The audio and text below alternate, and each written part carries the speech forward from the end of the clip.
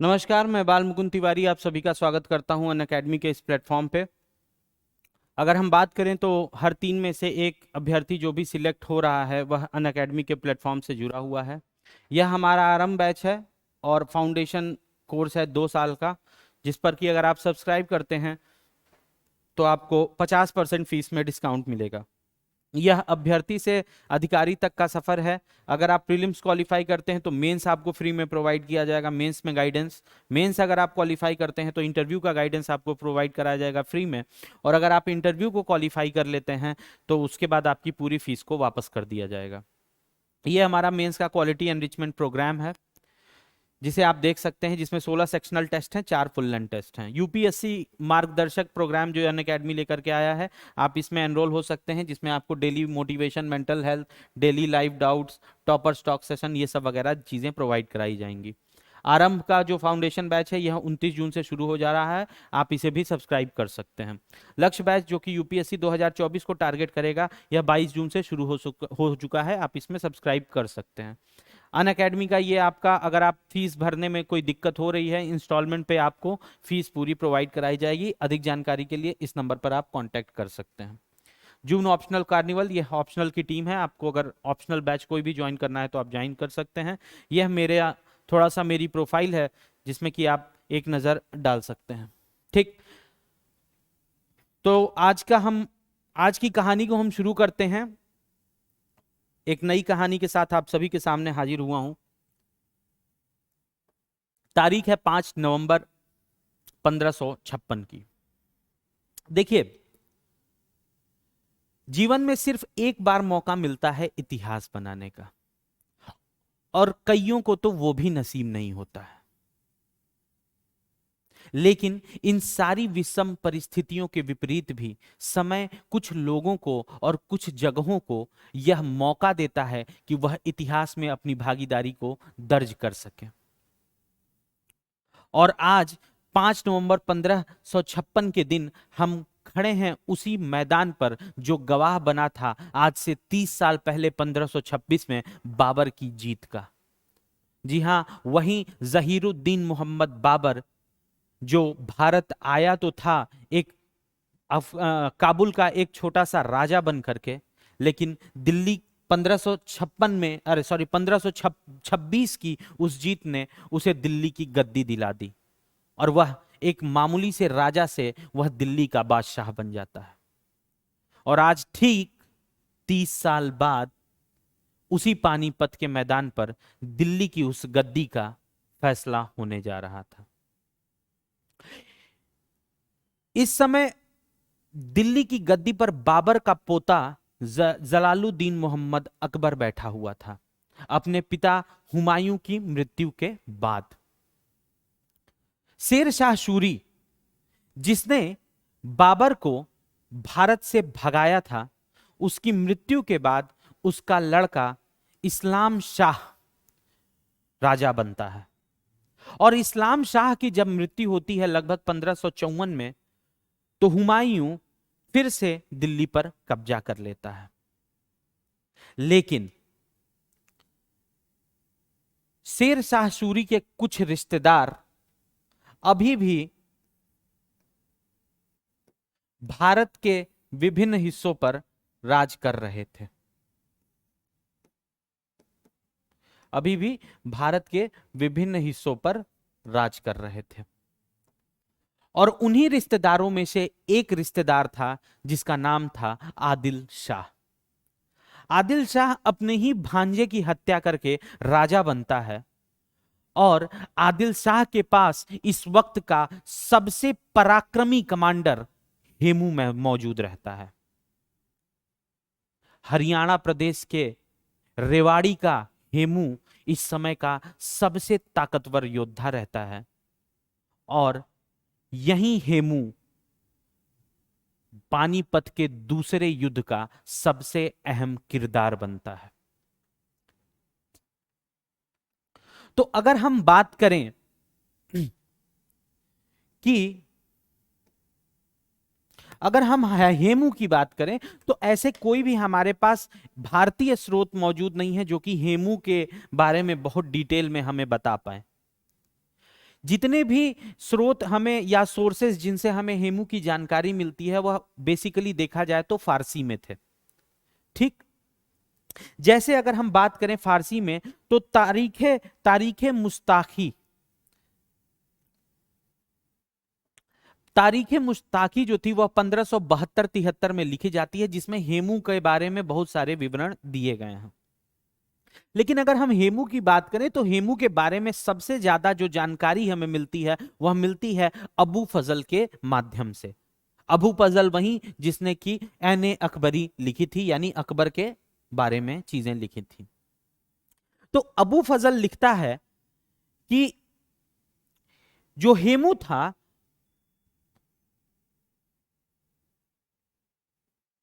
एक बेसिकली हेमू क्या था, बनिया समुदाय का था। बनिया मतलब व्यापार करने वाले, और इसका जो बिजनेस था वह था नून यानी नमक की व्यापार करना। लेकिन यह हेमू जिस नमक का या नून का व्यापार करता था वह ऐसा वैसा घरेलू यूज वाला नमक नहीं था, बल्कि वह मिलिट्री ग्रेड और इंडस्ट्रियल यूज का नमक था। यानी वैसा नमक जिसका कि प्रयोग मिलिट्री या आर्मी के भीतर किया जाता था। बम पटाखे जो भी कुछ बनाने होते थे वह उसके लिए उसका प्रयोग किया करते थे। और बाजार में व्यापार करते करते ही ये जो हेमू है यह नजर में आता है शेर शाह सूरी के बेटे इस्लाम शाह की नजर में।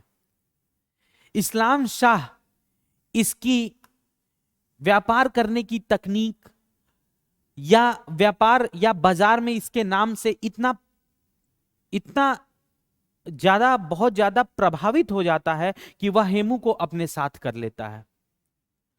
और हेमू को अपने साथ करने के साथ ही इस्लाम शाह उसे शहनाए मंडी या शहनाए बाजार की उपाधि भी दे देता है, यानी कि मंडी का अध्यक्ष या बाजार का अध्यक्ष।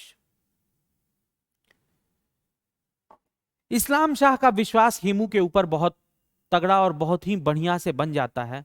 और इस्लाम शाह की मृत्यु जब 1554 में होती है तो उसका बेटा इस्लाम शाह का बेटा फिरोज शाह गद्दी पर बैठता है।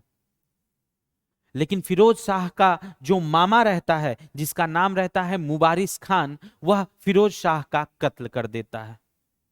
फिरोज शाह बहुत छोटा रहता है, अभी बच्चा रहता है, और उसका मामा मुबारिस खान उसकी हत्या करके अपने गद्दी पर बैठ जाता है।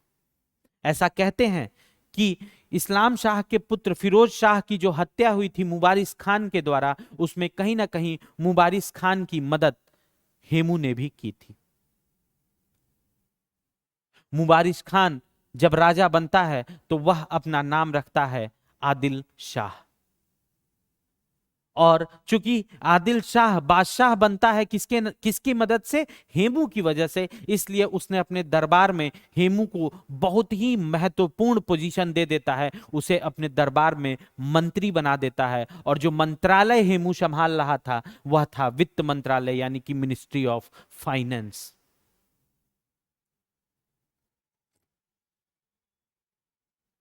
धीरे धीरे अब चूंकि मिनिस्ट्री ऑफ फाइनेंस एक बहुत तगड़ी पोजीशन थी जिस पर कि हेमू बैठा हुआ था, इस पर अबू फजल लिखता है।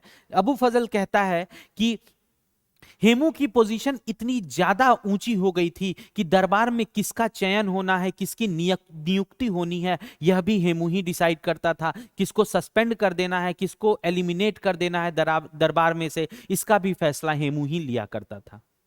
यहां तक कि वह इतना पावरफुल हो गया था कि किसको सजा देनी है वह भी हेमू ही डिसाइड करता था आदिल शाह के नाम पे। तो हम ये कह सकते हैं कि आदिल शाह जो था वह एकदम निठल्ला राजा होगा जिसके अंडर में हेमू जो था वह बढ़ता चला जा रहा था। वित्त मंत्रालय संभालते संभालते हेमू अपने पास बहुत भारी मात्रा में पैसों को इकट्ठा करता रहता है। और हेमू की जो सबसे बड़ी खासियत थी वह यह थी कि हेमू कभी भी अपने पैसे और अपनी ताकत के ऊपर घमंड नहीं करता था। हेमू ने पैसों को बहुत डोनेट किया, बहुत लोगों को उधारी में पैसे दिए, जिसका नतीजा यह था, और उधार देने के बाद भी वह उनसे तगादा नहीं करता था, वह उनसे पैसा वापस नहीं मांगता था। जिसकी वजह से स्थिति ऐसी बन गई थी कि जो लोग उससे उधार लिए हुए थे वह उसे भगवान की तरह मानते थे और उसके लिए अपनी जान तक देने के तैयार थे, जान तक देने को वो तैयार थे। हेमू बाहर से देखने में अगर देखा जाए तो हेमू आदिल शाह के प्रति बहुत ही वफादारी दिखाता है, लेकिन अंदर ही अंदर कहीं ना कहीं उसका रोल और उसका गोल क्लियर रहता है। उसको पता था कि मुझे यूपीएससी क्रैक करना है, और यूपीएससी मतलब उसके लिए था दिल्ली। उसको पता था कि मुझे दिल्ली पर हमला करके और दिल्ली को अपने कब्जे में लेना है। क्योंकि इस समय राजा कौन था? इस समय राजा था अकबर, जिसकी स्थिति अभी भी डमाडोल ही चल रही थी क्योंकि वह भी अभी बालक था। बहरहाल अगर हम हेमू के ऊपर आते हैं वापस फिर से, क्योंकि इस पूरी कहानी का सबसे जो अहम किरदार है वह हेमू है। तो हेमू ने अपने पूरे कार्यकाल में 22 लड़ाइयां लड़ी और 22 में से एक में भी उसने शिकस्त नहीं खाई।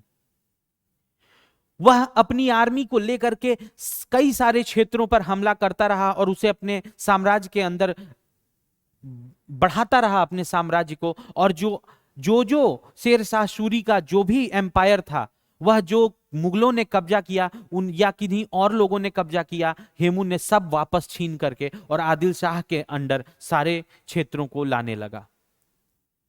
उसके इस पराक्रम को देख करके आदिल शाह से लेकर के जितने भी अफगान के कुलीन वर्ग थे वह सभी के सभी आदिल शाह का समर्थन कर देते हैं, अरे हेमू का समर्थन कर देते हैं। लेकिन हमें यह बात नहीं भूलनी चाहिए कि हेमू जिस आर्मी को लेकर के, जिस सेना को लेकर के चल रहा था, वह सेना शेर शाह सूरी ने स्थापित की थी। और वह जो शेर शाह सूरी ने सबसे बड़ा रिफॉर्म किया था अपनी मिलिट्री के अंदर, सबसे बड़ा जो परिवर्तन लाया था अपनी मिलिट्री के अंदर, वह यह था कि वह सैनिकों को पेमेंट जो था वह कैश में किया करता था। तो कैश में पेमेंट करने के सबसे बड़े फायदे यह होते थे, मतलब कैश में पेमेंट करने का मतलब यह था कि कोई भी सैनिक एक हफ्ते आकर के ड्यूटी करे, एक महीने आकर के ड्यूटी करे, अपनी पेमेंट ले कैश में और जाए। इससे क्या होता था कि सैनिक जो था वह भी बहुत उत्साह में किसी भी युद्ध में पार्टिसिपेट करता था और अपनी जान न्यौछावर करने के लिए तैयार रहता था। तो हमें यह मानना चाहिए कि जो अभी ये जो आर्मी हेमू जिसे लेकर के लड़ाई लड़ रहा है, ये एक बहुत ही well trained highly professional army थी जिसे शेर शाह सूरी ने स्थापित किया था। ठीक।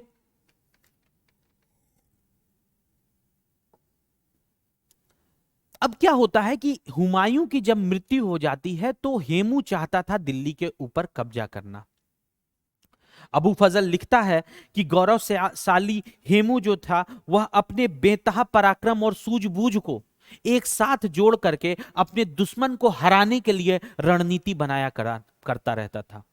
उसके जैसा दूसरा कोई बादशाह या कोई फाइटर या कोई कमांडर भारत में पैदा नहीं हुआ, यह अबू फजल लिखता है। बहरहाल हम वापस आते हैं। जब आदिल शाह के कोर्ट में, उसके दरबार में यह खबर पहुंचती है कि हुमायूं मर चुका है, तो हेमू कहता है कि यही सही मौका है हमला कर देने का, यही सही मौका है कि दिल्ली पर अब कब्जा कर लिया जाए। लेकिन आदिल शाह के दरबार में मौजूद पंडित और ज्योतिष यह करने से, इस हमले को, दिल्ली के ऊपर आक्रमण को करने से मना कर देते हैं। वह कहते हैं कि ग्रह और नक्षत्र ऐसे नहीं है हेमू कि तुम दिल्ली के ऊपर कब्जा करो। और आदिल शाह भी कहीं ना कहीं उन ज्योतिषों के समर्थन में रहता है। लेकिन हेमू, जिसे अपनी वीरता और पराक्रम के ऊपर इतना ज्यादा भरोसा था कि वह इन लोगों की बात नहीं सुनता है और वह सीधे आगरा की तरफ कूच कर देता है। आगरा का हाकिम यानी आगरा का जो गवर्नर था, आगरा का गवर्नर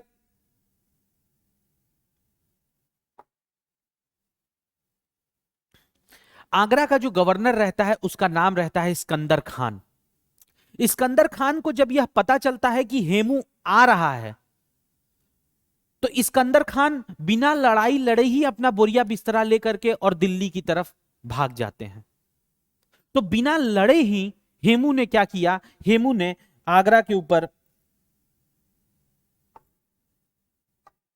आगरा के ऊपर क्या करता है, हमला कर देता, आगरा के ऊपर विजय हासिल कर लेता है, जीत। अब सोचिए हेमू का प्रभाव समझिए। हेमू का प्रभाव ऐसा था कि अगर मुगलिया आर्मी यह सुन लेती थी, मुगलिया सैनिक यह सुन लेते थे कि हेमू आ रहा है, तो वे मैदान छोड़ करके भाग जाते थे। वो लड़ने के लिए हेमू का कहर, हेमू का डर इतना ज्यादा उनके अंदर था कि वह हेमू को फेस करना ही नहीं चाह रहे थे, क्योंकि हेमू के जो पराक्रम थे, मैं जैसा कि आपको पहले ही बताया कि उसने 22 लड़ाइयां लड़ी थी, जिसमें एक में भी उसने हार नहीं मानी थी या हार नहीं हुई थी उसकी। बहरहाल सिकंदर खान जो कि आगरा का हाकिम या आगरा का गवर्नर था, वह भाग करके दिल्ली चला जाता है और यहीं से हेमू डिसाइड करता है आगरा जीतने के बाद कि अब मैं जो हूं, मैं दिल्ली पर कूच करूंगा। तो ये आप देख सकते हैं। ठीक। अब क्या होता है कि जब हेमू डिसाइड करता है कि अब मैं दिल्ली की तरफ कूच करूंगा, तो वह अपनी एक सेना बनाता है जिसके अंदर 5,000 घुड़सवार, 1,000 हाथी, 50 बड़ी तोपें, 50 छोटी तोपें तथा उत्तर प्रदेश बिहार से राजपूत और ब्राह्मण सैनिकों को लेकर के हेमू दिल्ली की तरफ कूच कर देता है। लेकिन दिल्ली में भी जो हाकिम था, जो गवर्नर था दिल्ली का, जिसका नाम था तारदी बेग, तारदी बेग भी एक बड़ा ही पावरफुल, एक बड़ा ही पराक्रमी गवर्नर था, और उसे होना भी चाहिए था, क्योंकि दिल्ली जैसी जगह किसी एरू गैरू लोगों को नहीं दी जा सकती थी। तारदी बेग यह सुनता है कि हेमू हमारी तरफ आ रहा है, तो वह भी अपने बटालियन, अपनी फौज को तैयार करता है। और तुगलकाबाद के पास, यानी कि अगर हम दिल्ली में बात करें तो आपके कुतुब मीनार से लगभग 5 किलोमीटर पहले या पूर्व में ये दोनों सेनाएं एक दूसरे के आमने सामने होती हैं। हेमू की जो रणनीति, जो वॉरफेयर का जो तरीका था, लड़ाई का जो तरीका था, युद्ध का जो तरीका था, वह ऐसा था कि वो डायरेक्ट कुल पे, कुल, मैंने कुल आपको लास्ट जो हमने फर्स्ट बैटल ऑफ पानीपत पढ़ा था उसमें मैंने कुल बताया था, जिसके अंदर बादशाह बैठा करता था युद्ध के दौरान। हेमू क्या करता था कि वह अपने हाथियों को लेकर के सीधे कुल पे अटैक करता था, और एक बार में बादशाह या सामने वाला राजा खत्म, लड़ाई खत्म।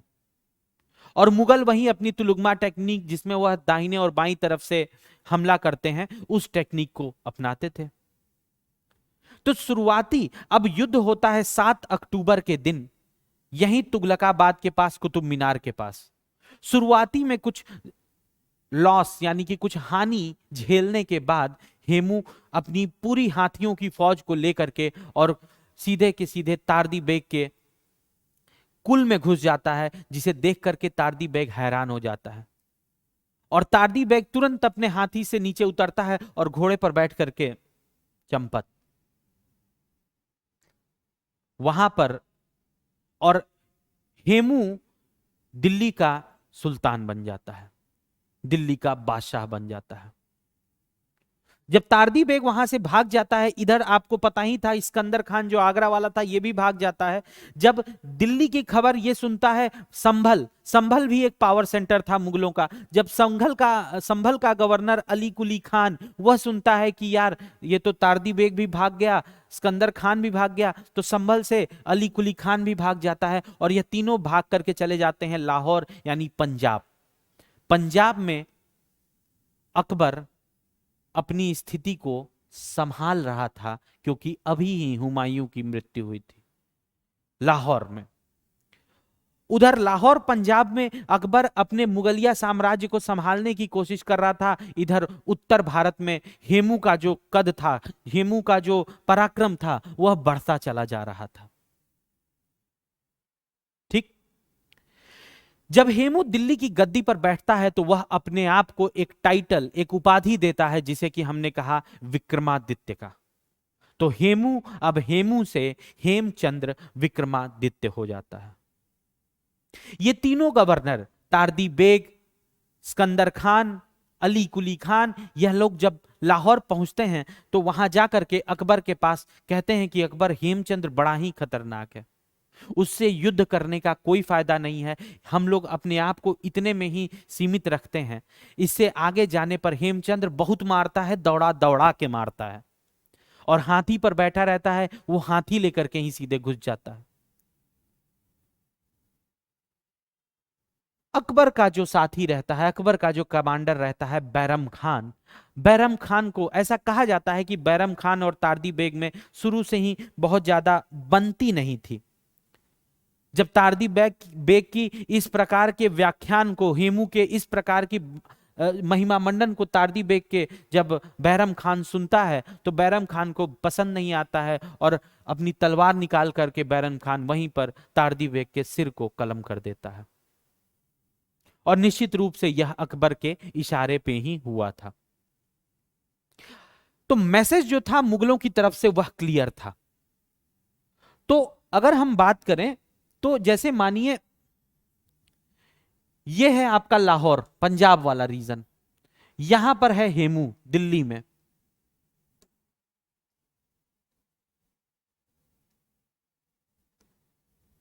यहां पे है हेमू दिल्ली में, और यहां है अकबर अंडर बैरम खान लाहौर में, पंजाब।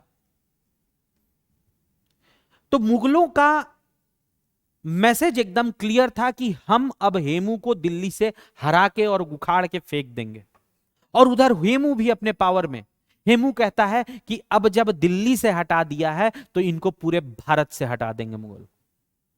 और दोनों पक्ष एक दूसरे के पास बढ़ते हैं, यह पंजाब से दिल्ली की तरफ बढ़ते हैं और हेमू दिल्ली से पंजाब की तरफ बढ़ता है, और दोनों बीच में वापस से फिर उसी जगह पे मिलते हैं जिस जगह का नाम था पानीपत। तो 5 नवंबर 1556 को यह दोनों सेनाएं एक दूसरे के सामने पानीपत में खड़ी थी। अगर अकबर की तरफ से देखें तो उनका कमांडर था बैरम खान, और अगर हम हेमू की तरफ से देखें तो हेमू का भांजा रमैया उसको बाईं ओर से, मतलब अगर इधर हेमू की फौज है, ये मान लीजिए हेमू की फौज है, तो बाईं तरफ रमैया जो हेमू का भांजा था, बीच में हेमू, और दाहिनी तरफ सादी खान कक्कर, सादी खान, ये तीन लोग हेमू का समर्थन कर रहे थे, सपोर्ट थे उसके आर्मी के। और उधर में अकबर के जो कमांडर था वह था बैरम खान। अगले दिन युद्ध होने वाला था। तभी अचानक रात को हेमू को एक सपना आता है।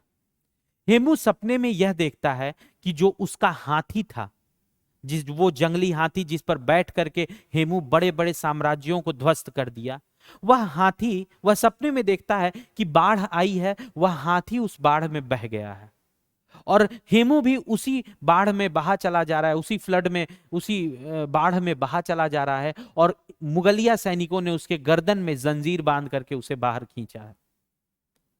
हेमू सुबह उठता है, अपने पंडितों को, अपने ज्योतिषों को यह बात बताता है कि मैंने ऐसा सपना देखा। ज्योतिष कहते हैं कि यह सपना जो था यह अच्छा नहीं माना जाएगा महाराज, आप यहां से वापस हो लीजिए। युद्ध करने में हमें, ज्योतिषों को यह लगता है कि यह सही समय नहीं है। उसके कुछ ही देर बाद क्या होता है कि बहुत तेज बारिश हो रही होती है और बिजली गिरती है। बिजली गिरती है किस पे? बिजली गिरती है हेमू के उस जंगली हाथी के ऊपर, और हेमू का जंगली हाथी वहीं पर मर जाता है। लेकिन हेमू इन सारी घटनाओं से विचलित नहीं होता है। हेमू दूसरे हाथी पर, जिसका नाम की हवाई था, वो बैठ करके, और इस बार हेमू आक्रमण कर देता है मुगल सेना के ऊपर। हेमू अपनी पूरी जोर लगा करके मुगलिया सैनिकों के ऊपर हमला कर देता है। और जैसा कि आप लोग पहले ही जानते हैं कि मुगल तो हेमचंद्र के नाम से ही डरते थे। 6 से 7 हजार मुगलिया सैनिक तो विदिन 1 और 2 आवर्स काट दिए जाते हैं। लड़ाई के शुरुआती दौर में ही 6 से 7 हजार मुगलिया सैनिकों को काट दिया जाता है हेमू के द्वारा। रास्ते में बारिश हुई रहती है, दलदल रहता है। मुगल कमांडर यह सोचते हैं कि यह पानी को पार करके इधर, या दलदली जमीन को पार करके इधर आ नहीं पाएंगे। लेकिन यह क्या, हेमू के हाथी, हेमू के घुड़सवार पूरे कुल की तरफ जैसा कि मैंने बताया, हेमू की रणनीति थी डायरेक्ट कुल के ऊपर अटैक करना, जहां बादशाह बैठा रहे। ताबड़तोड़ तरीके से हेमू जो है वह उस कुल की तरफ बढ़ता चला जाता है। इस पूरे जो संघर्ष चल रहा है, इसमें क्या होता है कि इस लड़ाई में उसके लेफ्ट और राइट दोनों कमांडर मर जाते हैं, यानी रमैया की भी मृत्यु हो जाती है और शादी खान की भी मृत्यु हो जाती है। लेकिन फिर भी हेमू जो था वह अपने फाइटर्स को लेकर के और एकदम कुल तक पहुंच जाता है। कुल का मतलब यह कि अपनी हाथी पर बैठा हेमू, कुल तक पहुंचने का मतलब होता है उस जगह तक हाथी से पहुंच जाना जहां पर कि बादशाह बैठा हुआ था। अब हेमू और जीत के बीच में केवल मुश्किल से 500 गज की दूरी का अंतर था। मुगल सैनिक तितर बितर थे, सब भाग रहे थे इधर उधर, और हेमू अपने हाथी हवाई को लेकर के एकदम कुल के सामने खड़ा था। जीत हेमू की किसी भी समय निश्चित होने वाली थी। सबकी हालत खराब कि ये यहां तक चला आया, अब तो गया। लेकिन कहते हैं कि आपके जीत में आपकी मेहनत तो जरूरी है ही, आपके भाग्य का भी बहुत बड़ा योगदान होता है। न जाने कहां से जब जीत और हेमू के बीच में बहुत कम का फासला बचा हुआ था, तो न जाने कहां से एक तीर आता है, एक तीर आता है और आकर के सीधे हेमू की आंख में लग जाता है। किसी ने ऐसे मार दिया होगा। जैसे ही तीर हेमू की आंख में लड़ता है, लगता है आकर के, हेमू अपने इस हौदे में, हौदा मतलब ये जो सिंहासन टाइप का हाथी के ऊपर रखा है, हेमू इस हौदे के अंदर गिर जाता है और गिर करके बेहोश हो जाता है। हेमू के सैनिकों को लगता है कि राजा मार दिए गए, हेमचंद की मृत्यु हो गई, और वे मैदान छोड़ करके भाग जाते हैं या भागने लगते हैं। बहरहाल हेमू के हाथी को घेरा जाता है, हेमू को हाथी से नीचे उतारा जाता है और उसे ले आकर के अकबर के सामने पेश किया जाता है। तो अबू फजल लिखता है कि अकबर ने मना कर दिया कि मैं इसको मारूंगा नहीं, इसे छोड़ दो। लेकिन बैरम खान ने अपनी तलवार निकाली और तलवार के एक ही झटके से हेमू के सर को उसके धड़ से अलग कर दिया। तो अबू फजल के हिसाब से जो अकबर था वह मना करता है कि हम हेमू को नहीं मारेंगे, हेमू को मारता बैरम खान है। लेकिन कंटेम्पररी जो और अदर हिस्टोरियंस या और अदर जो राइटर थे वह लिखते हैं कि चूंकि अकबर से बड़ा बिरला ही वह भारी तलवार उठ पाती थी, वह अभी बच्चा था, तो अकबर ने एक शॉट लिया था, लेकिन किसी के गर्दन को उसके धड़ से अलग करना काफी कठिन कार्य था, तो अकबर से वो हो ही नहीं पाया, वो उनसे चल ही नहीं पाई तलवार, तो बैरम खान ने उसको मार करके अलग किया। ये अदर राइटर्स का कहना है। बहरहाल जो भी रहा हो, हेमू के सर को उसके धड़ से अलग कर दिया जाता है। और कहीं ना कहीं वो जो सपना हेमू ने देखा था, वह बुरा सपना जो हेमू ने देखा था, वह सत्य साबित होता है। हेमू के सर को काबुल भेजा जाता है और उसके धड़ को, उसके शरीर को दिल्ली के पुराने किले के सामने लटका दिया जाता है। फिर उसके बाद जितने भी सैनिक घायल बचे थे, सबकी गर्दनों को कटवा करके अकबर एक मीनार बनवाता है, जो कि वह उसकी विक्ट्री की, उसकी जीत की निशानी बनते हैं। तो निश्चित रूप से हम अगर देखें तो यह बात सही है कि हेमू जो था वह हिंदू सम्राट, वाकई में एक बहुत ही बड़ा लास्ट हिंदू रूलर या हिंदू किंग था जिसने दिल्ली के ऊपर राज किया था। और यह भी बात कहीं ना कहीं बहुत हद तक सही है कि यह एक ऐसा योद्धा भी था जिसका नाम सुनकर मुगल या मुगलिया सेना अपनी महलों को छोड़ करके भाग जाया करते थे। और यही हेमू जो है, हेमचंद्र विक्रमादित्य, यह भारत के इस बदलते हुए इतिहास का एक अहम किरदार बनता है। तो ये जो आप फोटो देख रहे हैं, ये कटप्पा नहीं है, ये बैरम खान है। इन्होंने ही हेमू के सर को या हेमू का मर्डर किया था। तो ये आज के लिए इतना। इस स्टोरी से हमने सेकेंड बैटल ऑफ पानीपत को समझा। इसी प्रकार से मैं और भी बहुत सारी कहानियां लेकर के आपके सामने आता रहूंगा। तब तक के लिए धन्यवाद।